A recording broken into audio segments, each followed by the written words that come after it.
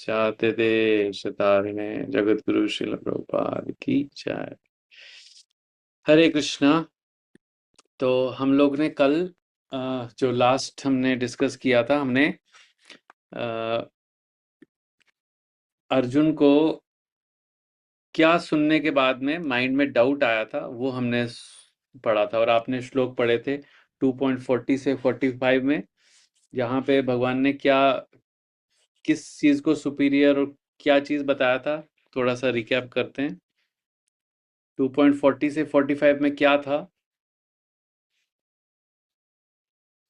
हाँ जी, बताइए। तो जिसमें था कि भक्ति योग इज बेटर देन कर्म कांड। हम्म। भक्ति योग इज बेटर देन कर्म। और 2.44 में था कर्म कांडी जो है वो वस्तुओं से बहुत मोहित हो जाता है वो इंसान। हाँ। और 4.5 में था कि हमें 3 गुणों से ऊपर उठना चाहिए। 3 गुणों से ऊपर उठने का मतलब है कि भक्ति योग का प्रयास करना चाहिए। हम्म। तो 2.40 से 45 में कृष्णा ने भक्ति को कर्म कांड और ज्ञान कांड से सुपीरियर एस्टैब्लिश किया। राइट, ऐसा बोल सकते हैं ना? और 2.47 में क्या बताया?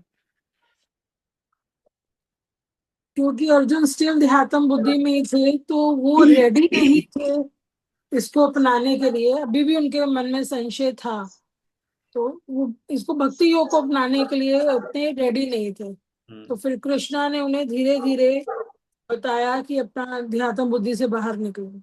हाँ, तो कृष्णा ने उनको निष्काम कर्म योग के लिए सुटेबल उस समय भक्ति और ज्ञान के लिए सुटेबल नहीं समझा, है ना?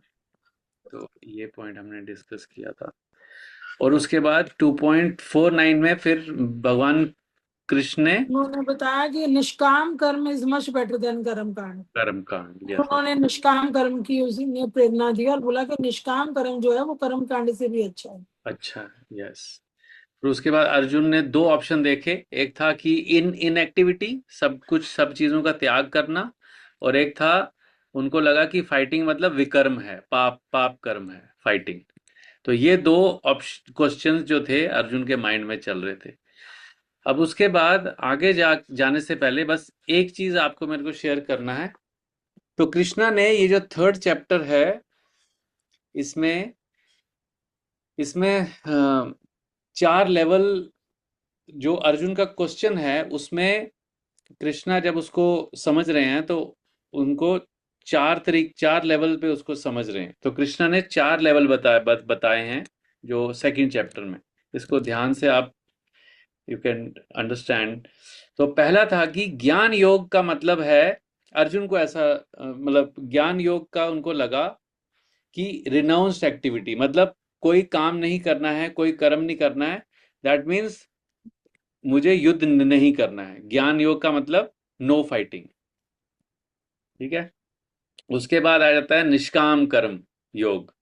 उसमें मतलब फाइटिंग फॉर लिबरेशन, मतलब किसी मतलब एक्टिविटी है लेकिन क्या है, उसमें त्याग है, मतलब काम करने की के लिए कोई फल फल की इच्छा नहीं है। तो निष्काम कर्म योग है। उसके बाद उन्होंने डिस्कस किया कर्म कांड मतलब फाइटिंग फॉर की स्वर्ग नरक, स्वर्ग में ऊपर के लोकों में जाने के लिए एक्टिविटी करना।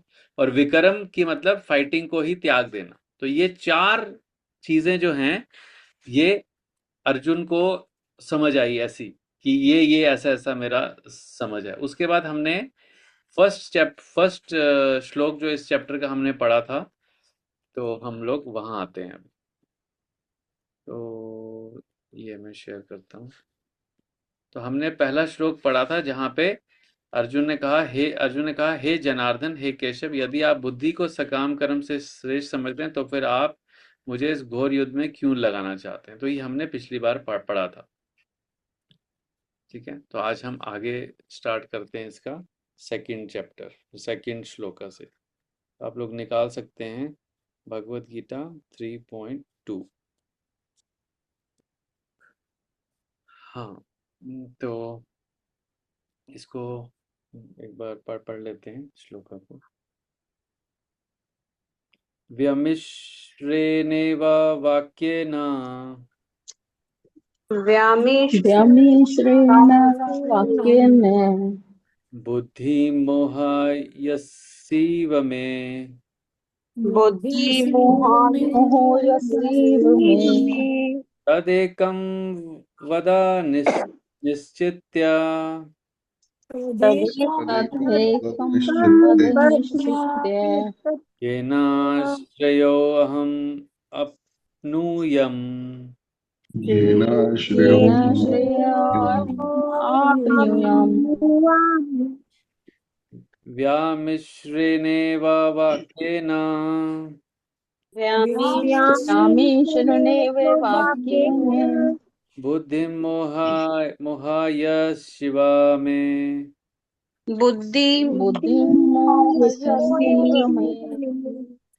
तदेकं वद निश्चित्य तदेकं वद निश्चित्य येनो श्रेयोऽहम् आपनुयम्। येन श्रेयोऽहम् आप्नुयाम्।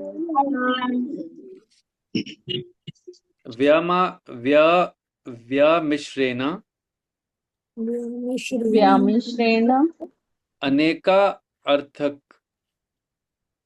अनेका अर्थक इव इव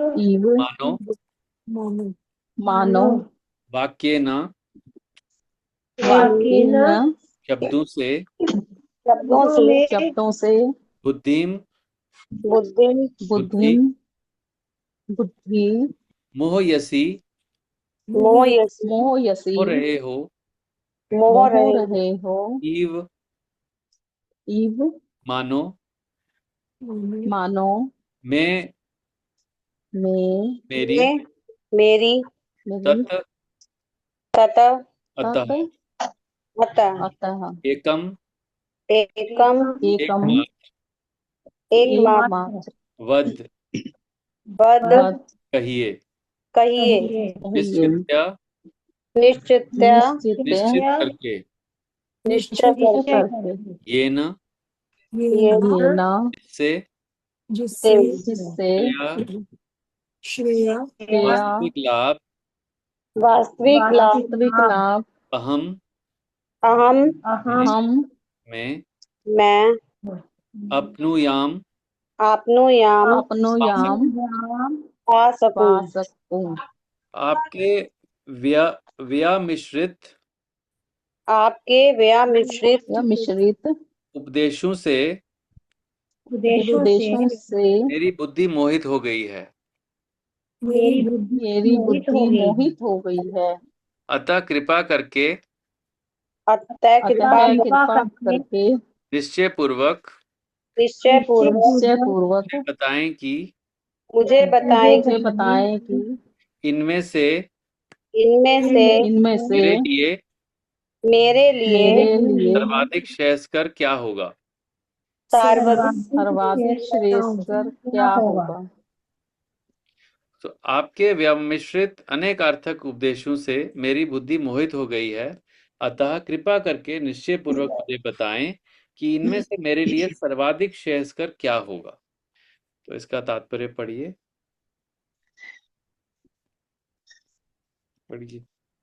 अनिवन हरे कृष्ण। पढ़िए। पिछले अध्याय में भगवत गीता के उपक्रम के रूप में सांख्य योग, बुद्धि योग, बुद्धि द्वारा इंद्रिय निग्रह, निष्काम कर्म योग तथा नव दीक्षित की स्थिति जैसे विभिन्न मार्गों का वर्णन किया गया है, किंतु उसमें तारतम्य नहीं था। कर्म करने तथा समझने के लिए मार्ग की अधिक व्यवस्थित रूपरेखा की आवश्यकता होगी। अतः अर्जुन इन भ्रामक विषयों को स्पष्ट कर लेना चाहता था, जिससे सामान्य मनुष्य बिना किसी भ्रम के उन्हें स्वीकार कर सके। यद्यपि श्री कृष्ण वाक चातुर्य से अर्जुन को चकराना नहीं चाहते थे, किंतु अर्जुन यह नहीं समझ सका कि कृष्ण भावनामृत क्या है, जड़ता है या कि सक्रिय सेवा। दूसरे शब्दों में अपने प्रश्नों से वह उन समस्त शिष्यों के लिए जो भगवत गीता के रहस्य को समझना चाहते हैं, कृष्ण भावनामृत का मार्ग प्रशस्त कर रहा है। हरे कृष्ण। हरि बोल। Thank you.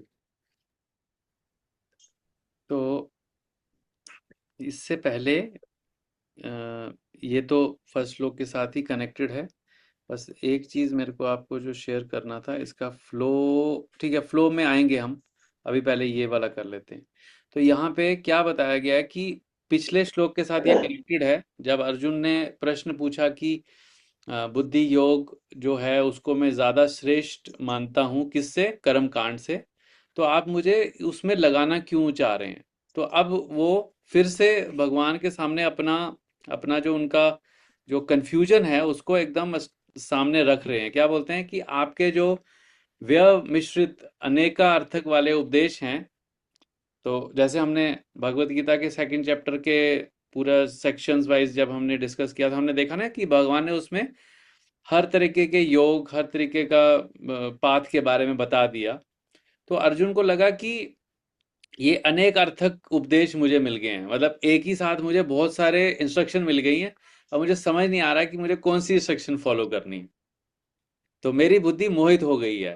तो अर्जुन को लग रहा है कि कर्म कांड के बारे में भी बता दिया, निष्काम कर्म के बारे में भी बता दिया, उसके बाद विकर्म अकर्म के बारे में भी डेफिनेशन दे दी, और सांख्य उपदेश भी दे दिया, सब कुछ दे दिया। उसके बाद भक्ति के बारे में भी बता दिया, लेकिन अब ये नहीं बताया कि करना क्या है मुझे।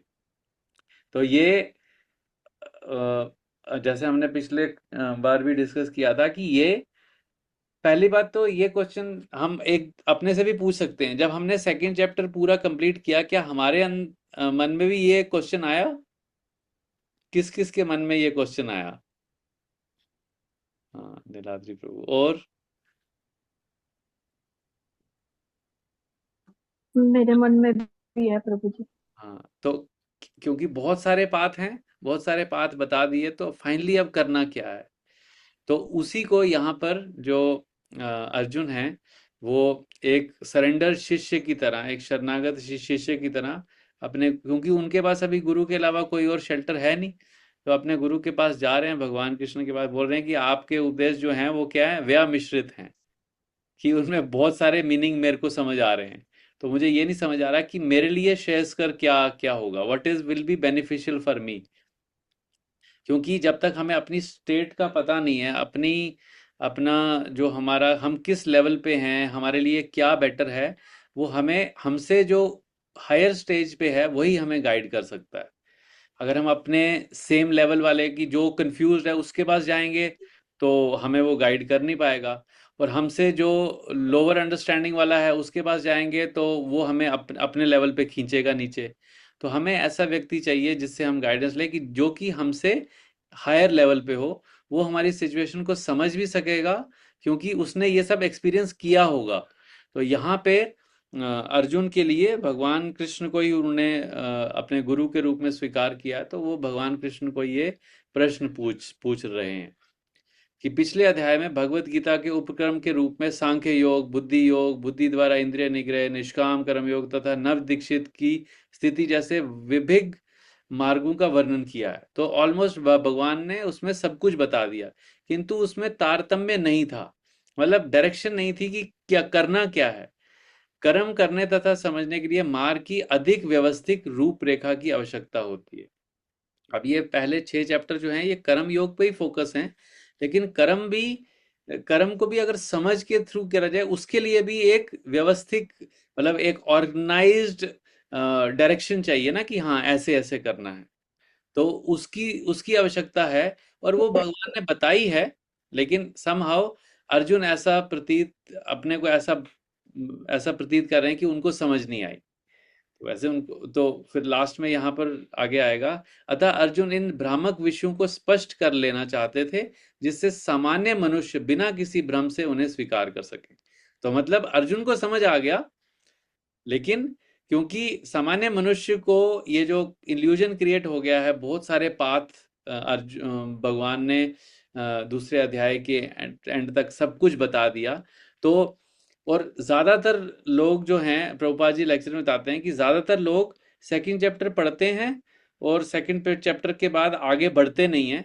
और उसमें क्योंकि सेकंड चैप्टर दूसरे अध्याय में बहुत सारे पाथ के बारे में बताया है, तो उनको लगता है, वो अज्यूम करते हैं कि सारे पाथ एक ही जैसे हैं और सारे पाथ एक ही जगह लेके जा रहे हैं। तो वो इसकी वजह से क्या होता है कि उनको लगता है हाँ, ज्ञान भी भगवान के पास लेके जाएगा, भक्ति भी भगवान के पास लेके जाएगी, कर्म भी लेके जाएगा, कर्म कांड भी लेके जाएगा। तो वो सब कुछ बोलते हैं ना, सब एक है।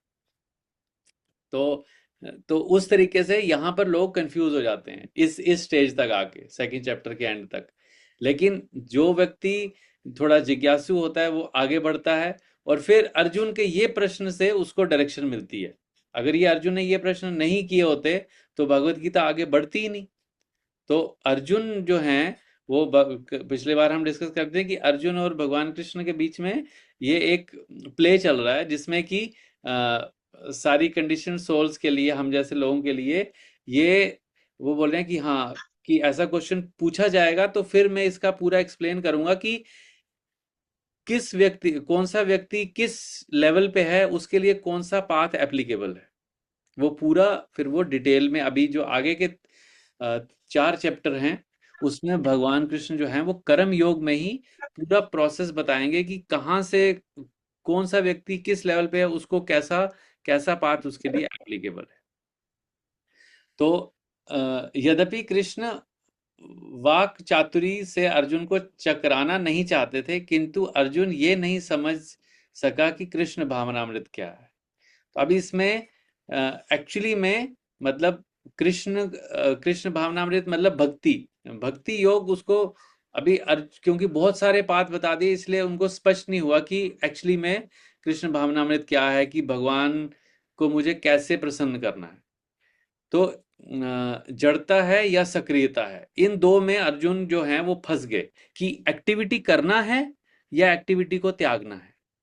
इन दो चीजों में अर्जुन डिसाइड नहीं कर पा रहे थे, क्योंकि उनको लग रहा था कि ज्ञान योग का मतलब इनएक्टिविटी है और सकाम कर्म का मतलब इनएक्टिविटी है, और सकाम कर्म उसको उनको लग रहा था कि विकर्म है मतलब पाप कर्म है। तो वो कंफ्यूज हो गए कि मुझे करना क्या है अभी। दूसरे शब्दों में, अपने प्रश्नों से वह उन समस्त शिष्यों के लिए जो भगवत गीता के रहस्य को समझना चाहते हैं, कृष्ण भावनामृत का मार्ग प्रशस्त कर रहे हैं। तो कृष्ण भावनामृत का मार्ग हर व्यक्ति के लिए, हर व्यक्ति के वो किस लेवल पे है वहां पे डिपेंड करता है। अगर वो व्यक्ति सकाम कर्म के लेवल पे है तो पहले उसके लिए गोल है निष्काम कर्म तक पहुंचना। अगर एक व्यक्ति निष्काम कर्म के लेवल पे कार्य कर रहा है तो उसका गोल है कि वो ज्ञान के लेवल तक पहुंचे। और अगर कोई ज्ञान के लेवल पे है, फिर उसका आगे का स्टेप है कि वो अब ज्ञान को यूज करके उस ज्ञान से भक्ति करे, और फिर धीरे धीरे ज्ञान को छोड़ता जाए। क्योंकि ज्ञान के बाद ही भक्ति, जैसे हम अभी पढ़ रहे हैं तो हम अभी ज्ञान अर्जित कर रहे हैं, तो हम इसी वजह से हमने हमने भक्ति करना स्टार्ट किया ना। तो धीरे धीरे ऐसे ऐसे एलिवेशन। लेकिन एक व्यक्ति जो एकदम सकाम कर्म के लेवल पे है, उसको इमिडिएटली अगर भक्ति करने को बोलेंगे तो वो कर नहीं पाएगा। इसलिए उसको पहले सिक्वेंशली उसको सकाम कर, पहले उसको कर्म कांड के लेवल पे है तो उसको पहले कर्म कांड से कर्म योग तक लाना, फिर कर्म योग से सिक्वेंशली उसको निष्काम कर्म योग तक लाना, फिर निष्काम कर्म योग से ज्ञान योग तक लाना, फिर वो क्वालिफाई होता है भक्ति की तरफ आगे जाने के लिए। तो वो ज्ञान में भी आगे कंटिन्यू कर सकता है, और ज्ञान के लेवल तक पहुंच के फिर भक्ति की तरफ भी मुड़ सकता है। उसमें उसको कोई ना कोई गाइड चाहिए जो उसको उस लेवल से भक्ति की तरफ मोड़ दे। वो उसको गुरु के लेवल पे चाहिए कोई। तो यहां तक किसी का कोई क्वेश्चन है, कोई कमेंट्स हैं कि क्यों ये क्वेश्चन अर्जुन ने पूछे? जो पहले दो दो जो श्लोक हैं इसमें अर्जुन ने क्वेश्चन क्यों पूछे और उसका रीजन क्या था? ठीक है। प्रभु जी, एक क्वेश्चन है कि जब भक्ति तक पहुंचता है कोई भी इंसान, तो उसमें सिर्फ नाम जाप रह जाता है, या बाकी सब भी, जैसे हम आरती कर रहे हैं और बाकी सब चीजें करते हैं, वो सब चीजें भी साथ साथ चलती हैं? माधव जी, हम आगे भक्ति योग के उसमें पहुंचेंगे हम, बट आपके आंसर क्वेश्चन का क्विक आंसर करने के लिए कि हरे कृष्ण, तो उसमें अ, अ, मतलब भक्ति जो है कोई भी एक्टिविटी, क्योंकि इसलिए अर्जुन का भी यही क्वेश्चन है जो आपका कि अ, कोई भी एक्टिविटी हम भक्ति के की भक्ति अ, भक्ति के अंडर में बहुत सारी एक्टिविटीज आती हैं। भक्ति इज एक्टिविटी, तो उसके अंदर जैसे हम भगवान की आरती करते हैं वो भी भक्ति में आती है। लेकिन हमारा कॉन्शियसनेस हमको मेंटेन रखना है कि हम क्यों कर रहे हैं।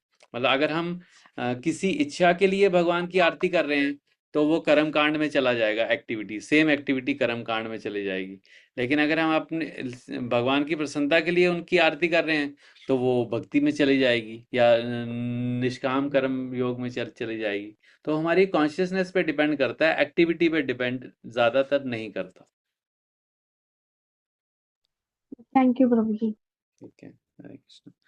तो एक चीज़ जो मुझे आपको शेयर करनी थी अभी, इसका फ्लो, वो मैं चाह रहा था कि थोड़ा सा उस पर आज डिस्कस कर लें। 5 मिनट लगेंगे, ठीक है, 1 मिनट।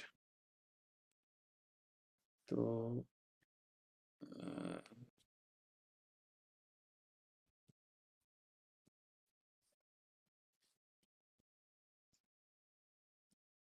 हम्म, तो इसमें अगर देखेंगे तो जो हमारे सेक्शंस हैं, तो पहले जो 1 से 10 जो श्लोक हैं उसमें भगवान अब अर्जुन के सिक्वेंशली आंसर दे रहे हैं। तो कर्म योग इज बेटर देन ज्ञान योग, ये एस्टेब्लिश कर रहे हैं भगवान 1 से 10 श्लोक में। कर्म योगा इज बेटर देन ज्ञान योगा। फिर 10 श्लोक, 10वें श्लोक से 11वें श्लोक से 16वें श्लोक तक भगवान अर्जुन को बताएंगे कि अगर आप कर्म योग के लिए क्वालिफाई नहीं हो, अगर कोई व्यक्ति, किसी को लगता है कि मैं अभी कर्म योग कर नहीं पा रहा हूं, तो वो बोलते हैं कि आप कर्म कांड करो, कुछ तो करो, मतलब at least if you are not qualified for karma yoga तो आप कर्म कांड करो। फिर 17 से 24 में बताएंगे कि अगर आप ज्ञान योग के लिए भी क्वालिफाइड नहीं हो तो आप कर्म योग करो। पहला है कि कर्म योग जो है ज्ञान योग से बेटर है, लेकिन अगर आप कर्म योग करने के लिए अभी क्वालिफाइड नहीं हो, आपका कॉन्शियसनेस उस लेवल का नहीं है अभी, तो आप कर्म कांड को फॉलो करो। और अगर आप ज्ञान योग करने के लिए भी क्वालिफाइड नहीं हो तो आप कर्म योग करो, ठीक है, और दूसरों के लिए एग्जाम्पल सेट करो। और फिर उसके बाद 25 से 29 श्लोक में भगवान जो है कर्म योग और कर्म कांड में डिफरेंस बताएंगे कि कर्म योग क्या होता है और कर्म कांड क्या होता है। फिर 30 से 35 के श्लोक में भगवान बताएंगे कि कैसे कर्म जो है, कर्म योग जो है, वो एक व्यक्ति को एलिवेट करता है ज्ञान और भक्ति के लेवल तक, कैसे उसका एलिवेशन होता है, वो सीक्वेंस पूरा बताएंगे 30 से 35 में। फिर 36 से 43 जो श्लोक हैं उसमें बताएंगे कि जो हमारा लस्ट है, जो काम है, जो मेन ऑब्स्टेकल है हमारे कर्म योग में, उसको कैसे कि वो कैसे ऑब्स्टेकल है। जैसे उसमें बताते हैं कि जैसे कब किसी को क्रोध आता है, पहले काम है, फिर क्रोध आता है, फिर उससे उसकी बुद्धि, जो बहुत ही फेमस जो है वर्स हैं 36 से 43 वाले। तो ये लास्ट सेक्शन जो होगा 36 से 43, इसमें ये बताया जाए, ये भगवान बताएंगे कि काम को कैसे कंट्रोल किया जाता है, जो कि मेन ऑब्स्टेकल है, मेन जो अड़चन है किसमें, कर्म योग करने में। तो ये पूरा जो है ये सेकंड थर्ड चैप्टर का फ्लो है। फर्स्ट 10, फिर 10 से 16, फिर 17 से 24, फिर 25 से 29, 35 से 45 और 36 से 43। इस तरीके से जब हम इस भगवत गीता के थर्ड चैप्टर को पूरा सेक्शन वाइज एक सीक्वेंस में समझेंगे तो हम फोकस कर सकते हैं कि जब अभी हम 1 से 10 पढ़ रहे हैं तो अभी इसमें भगवान एस्टैब्लिश करेंगे कि कर्म योग ज्ञान योग से बेटर क्यों है, कैसे। तो फिर जैसे हमारा सेक्शन चेंज होगा 11, फिर हम दूसरे सेक्शन पे जाएंगे, तब हम इसको दोबारा से रिवाइज करेंगे कि अब हम कौन सा सेक्शन स्टार्ट कर रहे हैं। ठीक है, यहाँ तक क्लियर है?